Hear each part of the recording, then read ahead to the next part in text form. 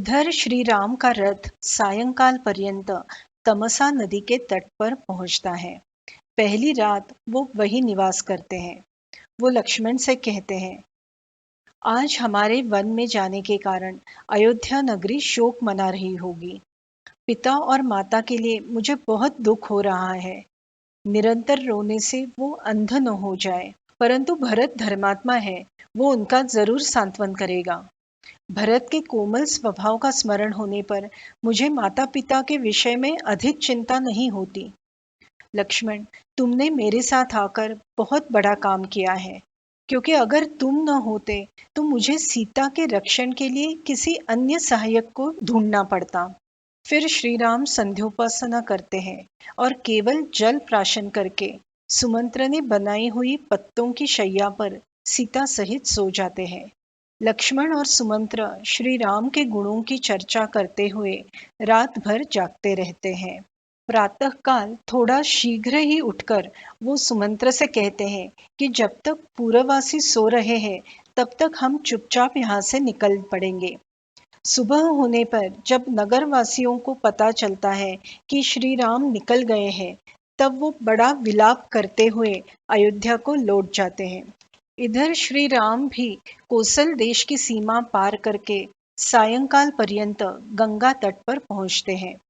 वहां पास में ही श्रृंगवेरपुर नाम का गांव था। निषादों का राजा गुह श्री राम का प्राण प्रिय सखा था। श्री राम श्रृंगवेरपुर के समीप ठहरे हैं, ये जानकर वो अपने मंत्री और बांधवों सहित श्री राम को मिलने के लिए आता है। श्री राम ने वल्कल धारण किए हैं, ये देखकर गुह को बड़ा दुख होता है और वो कहता है, ये सारी भूमि जो मेरे अधिकार में है वो आप ही की है। हम सब आपके सेवक हैं। आज से आप ही मेरे इस राज्य की देखभाल करें। ऐसा कहकर वो श्री राम के लिए उत्तम भोजन और शैया और घोड़ों के लिए चने और घास का प्रबंध करता है। राम कहते हैं, तुमने जो प्रेमवश सारी सामग्री प्रस्तुत की है उससे मुझे बहुत संतोष मिला, परंतु इस समय मैं दूसरों ने दी हुई कोई भी वस्तु ग्रहण नहीं कर सकता।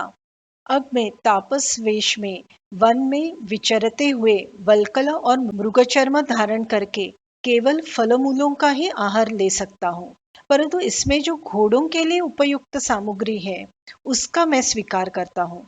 ये मेरे पिताजी के प्रिय घोड़े हैं, उन्हें तुम खाने पीने के लिए देना, वही मेरा सत्कार होगा। फिर संध्योपासना करके लक्ष्मण ने लाए हुए जल को प्राशन करके सीता सहित श्री राम तृणशैया पर सो जाते हैं। लक्ष्मण, गुह और सुमंत्र थोड़ी दूर बैठकर वार्तालाप करते हैं। थोड़ी देर के पश्चात सुमंत्र सो जाते हैं। गुह लक्ष्मण से कहता है, आपके लिए भी शैया तैयार है। मैं और मेरे सेवक श्री राम का रक्षण करेंगे। मुझे इस भूतल पर श्री राम से अधिक प्रिय कोई नहीं है। मैं उनका अवश्य रक्षण करूंगा। हम वनवासी हैं, इसलिए हर प्रकार के क्लेश सहन कर सकते हैं। आप सुकुमार हैं, विश्राम करें। परंतु लक्ष्मण कहते हैं कि तुम निस्संशय हमारा रक्षण करोगे, परंतु श्री राम को तृणशैया पर सोते हुए देखकर मुझे उत्तम शैया पर नींद कैसे आएगी। सुबह उठकर श्री राम गुह को नौका तैयार रखने के लिए कहते हैं। सुमंत्र कहते हैं कि मेरे लिए क्या आज्ञा है। तो राम सुमंत्र को कहते हैं कि आप महाराज को योग्य प्रकार से संभालें। कैकेयी का प्रिय करने के लिए वो जो आज्ञा दे उसका आदर पूर्वक पालन करें। अयोध्या पहुंचकर माता और पिता को मेरी ओर से प्रणाम करें। उन्हें कहना कि वन में रहना पड़ रहा है, इस कारण मैं और लक्ष्मण शोक नहीं कर रहे हैं। माता कौसल्या को कहना कि आपका पुत्र और सीता सुखी और स्वस्थ है। भरत को कहना, महाराज से तुम्हारा जैसा वर्तन होगा वैसा ही सर्व माताओं से भी करना। तुम्हारे दृष्टि में कैकेयी के लिए जो स्थान है वही समान रूप से माता सुमित्रा और माता कौसल्या को भी देना। सुमंत्र स्नेहपूर्वक श्री राम को कहते हैं, मैं आपके बिना अयोध्या कैसे जाऊं? यहाँ आते समय लोगों ने आपको रथ में देखा है। आपके बिना अगर वो रथ देखेंगे तो उनका हृदय विदीर्ण हो जाएगा। आपकी माता को मैं कैसे कहूँ कि मैं श्री राम को वन में छोड़ आया हूँ। आपके बिना मैं अयोध्या नहीं लौटूंगा। मुझे भी वन में आने की अनुमति दे। वहां मैं आपकी सेवा करूंगा और 14 वर्षों के पश्चात आपके साथ ही वापस लौट आऊंगा। अगर आप मुझे अनुमति नहीं देंगे तो मैं यही रथ सहित अग्नि में प्रवेश करूंगा। लेकिन राम उन्हें समझाते हैं, आप अयोध्या लौटेंगे तो कैकेयी को ये विश्वास हो जाएगा कि मैं वन में गया हूँ, नहीं तो वो महाराज को मिथ्यावादी समझकर संदेह धारण करेगी। फिर श्री राम बरगद के पेड़ के रस से अपनी और लक्ष्मण की जटा बांधते हैं और वानप्रस्थोचित व्रतों को ग्रहण करते हैं। गुह को राज्य का रक्षण करने के लिए कहकर नौका में बैठकर गंगा पार करते हैं। गंगा के मध्य में आकर सीता गंगा से मन्नत मांगती है, देवी गंगे, मेरे पति उनके पिता की आज्ञा पूर्ण करने के लिए वन जा रहे हैं। बिना संकट आपको पार करने पर ही वो अपने पिता की आज्ञा का पालन कर सकेंगे। हम 14 वर्ष पूर्ण करके सुखरूप अयोध्या में लौटेंगे। तब मैं ब्राह्मणों को 1 लाख गायें, अनेक वस्त्र और अन्न प्रदान करूंगी। हजारों देवदुर्लभ पदार्थों से वस्त्र और अन्न के द्वारा तुम्हारा पूजन करूंगी। तुम्हारे तट पर जो तीर्थ और मंदिर है उन सब का मैं पूजन करूंगी। गंगा पार करने के उपरांत श्री राम लक्ष्मण को कहते हैं, अब हमें सीता के रक्षण के लिए सावधान रहना पड़ेगा। तुम आगे चलो, फिर सीता चलेगी और तुम दोनों का रक्षण करते हुए मैं पीछे चलूंगा। आज सीता को वनवास के वास्तविक कष्टों का अनुभव आएगा। अब मनुष्य के आने जाने का चिन्ह नहीं दिखाई देगा। खेत या उद्यान भी नहीं दिखाई देंगे। चलते चलते सायंकाल पर्यंत वो प्रयाग के पास पहुंच जाते हैं। वहां एक बरगद के वृक्ष के नीचे रात्रि के लिए विश्राम करते हैं। वहां पहली बार श्री राम अपना शोक व्यक्त करते हैं। वो कहते हैं, अयोध्या में महाराज बड़े दुखी हो रहे होंगे। कैकेयी मात्रा अपना इच्छित मनोरथ पूर्ण होने के कारण संतुष्ट हुई होगी। हम पर आए हुए संकट को देखकर ऐसा लगता है कि धर्म या अर्थ से काम का ही गौरव अधिक है। पिताजी ने जिस तरह मेरा त्याग किया है, ऐसा कौन अज्ञ पुरुष होगा जो एक स्त्री के लिए अपने आज्ञाकारक पुत्र का त्याग करेगा। मद से मोहित कैकेयी निश्चित ही मेरे कारण माता को कष्ट देगी। इसलिए लक्ष्मण, तुम कल ही अयोध्या लौट जाओ। अरे अरे, मेरे जैसे पुत्र का प्रयोजन ही क्या। मैं तो माता को शोक ही दे रहा हूँ, उनके लिए कुछ भी नहीं कर पा रहा हूँ। मैं कोपित हो गया तो अकेले ही अयोध्या और समस्त भूमंडल को अधिकार में ला सकता हूँ, परंतु मैं अधर्म और परलोक से डरता हूँ। लक्ष्मण उन्हें धीरज देते हुए कहते हैं, मुझे और सीता को आपका ही आधार है, इसलिए इस तरह शोक ना करें। दूसरे दिन वो प्रयाग के यहाँ भरद्वाज मुनि के आश्रम में पहुंच जाते हैं। भरद्वाज त्रिकाल दृष्टा, एकाग्र चित्त एवं तीव्र व्रतधारी महर्षि थे। एक रात्रि आश्रम में निवास करके श्री राम भरद्वाज मुनि को रहने के लिए कोई स्थान सुझाने के लिए कहते हैं। तब भरद्वाज मुनि कहते हैं, आप यही मेरे आश्रम में निवास करें। परंतु राम कहते हैं कि यहाँ से जनपद अधिक दूर नहीं है, इसलिए मुझे मिलने के लिए प्रायः लोग यहाँ आया करेंगे, इसलिए कोई एकांत स्थान बताएं। तब भरद्वाज मुनि कहते हैं कि यहाँ से 10 कोस दूर सुंदर एवं महर्षियों से सेवित चित्रकूट नाम का पर्वत है। उसके शिखर के दर्शन होने पर पुण्य कर्मों का फल प्राप्त होता है।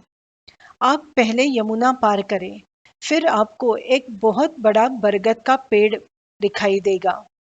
उसे शामवट कहते हैं। आप उसे वंदन करें। वहां से 1 कोस की दूरी पर नीलवन नाम से प्रसिद्ध एक वन है। वहीं से चित्रकूट के लिए मार्ग जाता है। भरद्वाज मुनि को वंदन करके राम, लक्ष्मण और सीता उनके आश्रम से निकलते हैं। यमुना तट पर पहुंचकर वन के बांबू तोड़कर एक नौका बनाते हैं और फिर उसमें बैठकर यमुना पार करते हैं। सीता यमुना से मन्नत मांगती है, देवी, हम सुख से तुम्हें पार कर सके ऐसी कृपा करना। प्रतिज्ञा पूर्ण करके जब हम लौटेंगे, तब मैं 1 सहस्र गाय और देवदुर्लभ पदार्थ अर्पण करके तुम्हारा पूजन करूंगी। यमुना पार करके वटवृक्ष को वंदन करके वो नीलवन पहुंचते हैं। मार्ग में अनेक न देखे हुए वृक्ष एवं लताओं के बारे में सीता प्रश्न कर रही थी। लक्ष्मण उसे जो फल या फूल पसंद आए वो लाके दे रहा था। हिंस्र पशुओं का वध करते हुए वो यमुना तट पर निवास करते हैं। दूसरे दिन चित्रकूट की ओर प्रस्थान करते हैं। वसंत ऋतु के कारण परिसर अत्यंत सुंदर दिखाई दे रहा था। फूलों से भूमि व्याप्त हुई थी। फल फूलों से भरे हुए वृक्ष, मध से भरे हुए छत्ते और पक्षियों का कूजन और हाथी देखते हुए चित्रकूट पर्वत पर वो पहुंच जाते हैं। वहां महर्षि वाल्मीकि का दर्शन करके उनके आश्रम के समीप रहने के लिए एक सुंदर पर्णशाला बांधते हैं।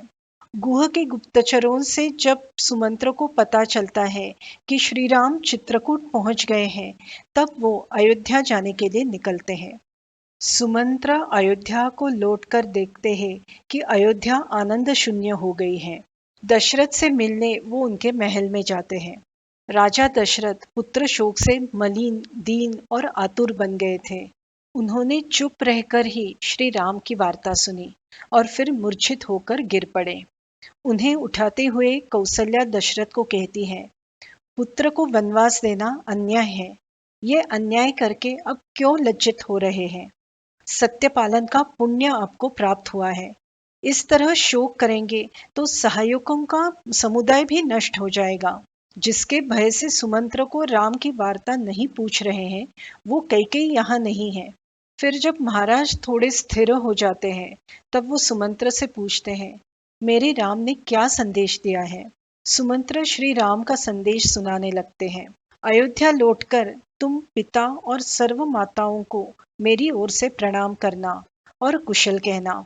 माता कौसल्या को कहना कि तुम सदा धर्म में तत्पर रहकर अग्निहोत्र के कार्य में संलग्न रहना। महाराज को देवता समान मानकर उनके हित में तत्पर रहना। कैकेयी को भी श्रेष्ठ मानकर उसका सत्कार करना। भरत से भी राजोचित वर्तन करना। राजा छोटा हो तो भी आदरणीय होता है, इस राजधर्म को याद रखना। भरत को कहना कि राजा वृद्ध हो गए हैं, ये समझकर उनका विरोध नहीं करना। उन्हें राज सिंहासन से नहीं उतारना। मेरी पुत्र वत्सल माता को अपनी ही माता समझना। इतना कहकर श्री राम अश्रुपात करने लगे। परंतु लक्ष्मण बड़े कोपित होकर कहते हैं, किस अपराध के लिए श्री राम को वन भेजा है? वनवास कैकेयी के लोभ से अथवा राजा के वरों से हुआ है, परंतु मेरी दृष्टि में ये पाप ही है। वनवास राजा ने स्वेच्छाचार से दिया हो या ईश्वरी प्रेरणा से दिया हो, परंतु मुझे कोई भी कारण समुचित नहीं लग रहा है। राम वनवास रूपी ये जो शास्त्र विरुद्ध कार्य आरंभ हुआ है, ये निंदा और दुखजनक होगा। मुझे राजा में पिता का भाव नहीं दिखाई देता। राम ही मेरे दैवत है। श्री राम सारे लोगों के हित में तत्पर होने के कारण सबको प्रिय है। राजा ने उनका परित्याग करके जो क्रूरतापूर्ण पापकृत्य किया है, उससे उनमें अनुरक्त कौन रहेगा? सुमंत्र का संदेश सुनकर दशरथ शोकमग्न हो जाते हैं। कौसल्या भी विलाप करने लगती है। वो कहती हैं, मुझे इसी समय श्री राम के पास जाना है। सुमंत्र उसे समझाते हैं, सीता जिस तरह यहाँ उद्यानों में विहार करती थी, वैसे ही वन में कर रही है। श्री राम भी सीता और लक्ष्मण साथ होने के कारण सुखी हैं। उन्होंने शोक करना छोड़ दिया है। फिर सुमंत्र वहां से निकल जाते हैं। कौसल्या अपने शोक को कम नहीं कर पा रही थी। वो दशरथ को दोष देने लगती है। मुझे राम दिखाई नहीं दे रहा है, फिर भी मेरे हृदय के टुकड़े क्यों नहीं हो रहे? आपने निर्दयता से कोई भी विचार न करते हुए कैकेयी के कहने पर मेरे पुत्र को वन भेज दिया। वन से लौटने पर भरत राज्य और कोष राम को दे देगा, ऐसा नहीं लगता। और यदि दे भी दिया तो भी जिस प्रकार बाघ दूसरे ने लाए हुए शिकार को भक्षण करने की इच्छा नहीं रखता, उसी प्रकार पुरुष सिंह श्री राम अपने कनिष्ठ भ्राता ने भोगे हुए राज्य का स्वीकार कैसे करेगा? आपने राम को वन भेजकर इस राष्ट्र का, प्रजा का और मेरा भी वध किया है। दशरथ पहले ही शोकाकुल थे। वो दीनता से कहते हैं, मैं दोनों हाथ जोड़ता हूँ, मुझ पर प्रसन्न हो जाओ। तुम तो सदैव ही दूसरों पर दया दिखाती हो। तुम दुख में हो, लेकिन मैं भी महान दुख में हूँ, इसलिए मुझे ऐसे कठोर वचन न बोलो। दशरथ ने हाथ जोड़े हैं ये देखकर कौसल्या घबरा जाती है और उनके दोनों हाथ अपने मस्तक पर लेते हुए कहती है, पुत्र शोक से पीड़ित होने के कारण मेरे मुख से जो नहीं कहना चाहिए वो कहा गया, मुझे क्षमा करे। शोक धैर्य का नाश करता है, शोक शास्त्र ज्ञान को भी लुप्त कर देता है। ऐसी शोकमग्न स्थिति में ही राजा की आंख लग जाती है। श्री राम को गए हुए अब 5 रातें बीत चुकी हैं।